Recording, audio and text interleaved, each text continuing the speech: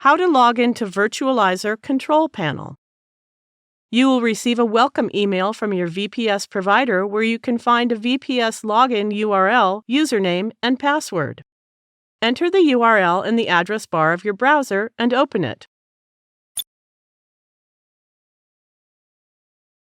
To log into Virtualizor control panel, enter the given username, which is your email address, and then the password.